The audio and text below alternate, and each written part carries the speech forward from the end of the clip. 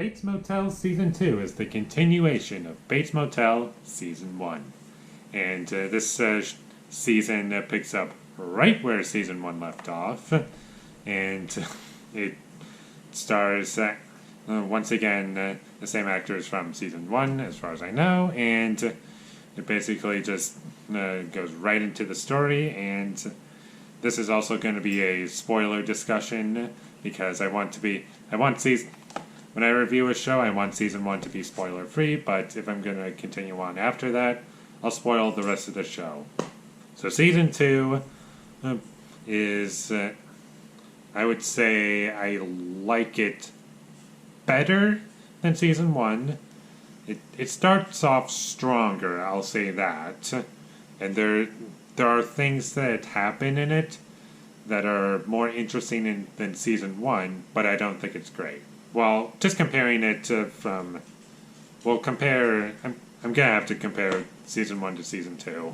So, I'm sorry if this sorry if this whole video comes across as just one big comparison video, but I think that's the best way to handle this. So the things that I liked about this show already, which is basically the majority of the acting, that stuff I still like a lot, but I still have problems with it, but we'll focus on what Season 2 does better as opposed to Season 1. So first thing that I would say is an improvement over Season 1 is that things actually happen in this show, unlike Season 1. Season 1 was more of a slow burn, and there weren't much that I found interesting happening. In here, more things happen, and Dylan, who is personally my favorite character in the whole show because he goes through, as far as what his character goes through, I find it the most interesting. There are things that there are characters that this season does that I think is fun and interesting. I like how the sheriff's house is burnt down and now he has to stay at the Bates Motel. That was kind of funny. I like how the sheriff also knows about this whole about what's going on with. I didn't mention this in my review for Season 1 because that was kind of spoilers, but that gets into spoiler territory. But I'll mention it here. I like how well he is able to cover up everything, and he makes up a story and makes everything work out well for everyone. And I like how he's a character that actually is like. He's kind of a human being, but also has things about him that he's kind of conflicted about. When I say conflicted, there's really only one thing that he's conflicted about, really, and that's at the end of Season 2. But when he's going to question Norman for did he have sex with Miss Watkins? Is that her name? Miss Watkins? I don't remember. It was something like that. I like how he was kind of just, what's the best way to handle this? That part I found interesting. I'm gonna go to negatives and back to positives. Bradley in this show, portrayed by I keep forgetting her name. She's still not good in this show, but thankfully she's only in it for the first 2 episodes, I believe. But I thought how the show ended her, storyline, I thought that was very well done. There's a character they introduced named Corey. I think she was a fun character to watch. Even though she doesn't have much to do, and there's not much to her character, I liked it that the show was able to give me a bit of a variety of, character personalities, different characters with different personalities. And I kind of liked having her being introduced in the show, even though she's not in it all that much. She was in it for 3 episodes, maybe 4. So those are the things, basically, what I feel this show does better than Season 1. Unfortunately, there are also many reasons why this season is not better than Season 1. And basically, every issue I have with Season 1, I still have with Season 2. With the exception that there are that things actually happen and things aren't just happening for the sake of something happening, or whatever. It was better portrayed. Bradley, still annoying and poorly acted. Nick Ford, annoying, not intimidating in the slightest for me. There's a lot of character drama in this show that I just found to be really forced and not really explored very well. Like when Norman is kind of angry at Norma for not telling him what happens when he has blackouts, or just what she basically says is that she's protecting him and she's not going to tell him, and she's his mother, and she has more authority over him than he does. I get what she's saying, but I just don't agree with how it was presented. And there's some other stuff in there that was kind of stupid. Like, I forgot his name. It was Norma's brother, who turns out to be Dylan's father, because... Actually, I'm not going to get into that. Dylan's father was a nice reveal, but to have that character in it as much as he was, maybe they're going to do something with him in season 3, I don't know, but how he was in this season, he just seemed kind of just thrown in there, and he didn't really contribute to anything other than just, I'm here to cause conflict. I don't know. He just didn't do much for me. I should also talk about Emma, because I haven't really talked about her. I like Emma. She's a likable character. Though there's one thing that happens to her that is kind of stupid when she decides to... Because she has this, tank of oxygen that's keeping her alive. Because of a medical condition. And she decides to go on a rope and jump into... the river, whatever, and she almost drowns, and Norman's there, and he kind of snaps and just goes on yelling at everyone, and all I'm thinking is, that was her choice, wasn't it? It's like, why are you upset? It doesn't make a lot of sense. And I get what they were kind of setting up, but I don't agree with how it was handled, yet again. And there's also a scene where Norma is singing, and that was a good scene.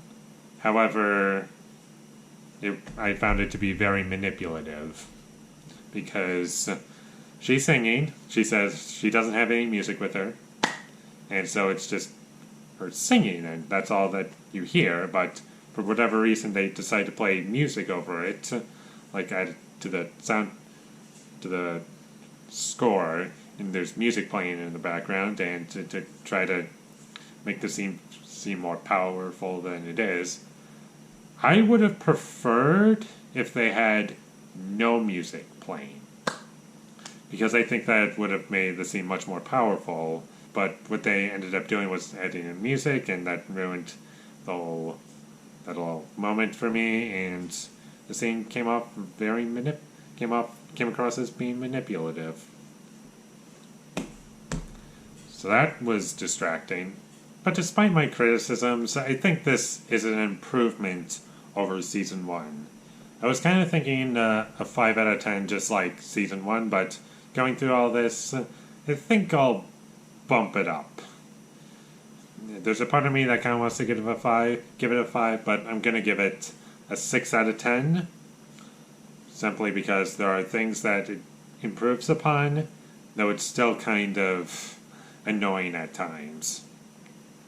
Not terrible, but I don't think I'm going to revisit this show after I'm done.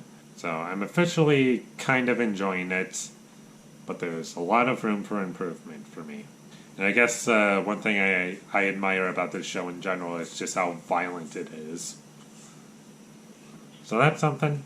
So there are my thoughts on Season 2 of Bates Motel. And my next video, I have no clue what I'm going to talk about. So what I decided is just to show you some movies that I either bought or I have something to talk about. So, excuse me. I'm going to make this quick. So we'll start off with the Blu-ray and DVDs that I got And I buy DVDs if it's like cheap or something, and I can't find a Blu-ray. So, first off, Prisoners. I haven't seen this yet, but I hear it's supposed to be good. How do you pronounce his name? Denis Villeneuve? Same director as Sicario, Arrival, Blade Runner 2049. I hear this is supposed to be good, so that's why I bought it, and it was like $5. So I decided, why not? The Evil Dead. The only reason I got this is because it was on my poster, like 100 movies to see before you die, and this was on it. And I thought it was fine, but I watched Adam from, if you know Adam from Your Movie Sucks, he did a little, there's a video out there of him ranting about the Blu-ray releases of Evil Dead because they've been, quote, George Lucas, as he calls it. I'm not sure if that's the official name for it, but basically they made changes to it to the point where it's no longer the same movie, like changes to the story, well, not story, just like little mistakes that they just edited out of the movie. So if you want to hear him rant about that, it's pretty entertaining. He's one of my favorites. So if you want to be entertained, go watch his video. Well, it's not on his channel, but it's on his YMS Highlight. There's a YouTube channel called YMS Highlights, and I'll put a link in the description down below if you want to see that. So, it's pretty entertaining. Evil. But as for my thoughts on this, I like the commentary more than I like the movie. I watched Titanic recently. That was pretty great. I'll put my thoughts up later. And these are movies I haven't seen yet. So I got a double feature. Watchmen and V for Vendetta. I got this for V for Vendetta because I already own Watchmen on Blu-ray, but I saw this at Walmart and it was really cheap. It was like $5 or something. And I've been looking for this movie for a long time. I finally found it, so I was like, you know what, probably never gonna find this movie again, so why not get it? These are supposed to be like good or something. I don't know. Anchorman 1 and 2. Haven't seen either of these. And something I kind of wanted to see. The Hate You Give. And that's it. I have no idea what the majority of these movies are about. And I want to keep it that way. Because plots oftentimes ruin my experience. Or if I don't hear the plot, then chances are my experience is going to be much better. So yeah, those are the movies I got, and I'm probably going to review one of them in my next video. But until then, remember to leave a like and comment down below what you thought of Bates Motel Season 2, because I think this is an improvement over Season 1, but not great yet. But if they keep this up, then I'll be interested in seeing more. My social media links, they'll be in the description down below, so follow me there. And last but not least, subscribe to be a part of Foley Nation. And I'll see you when I get my next review up, which will probably be one of those movies, like I said earlier already. And until then, thank you for watching and have a great day.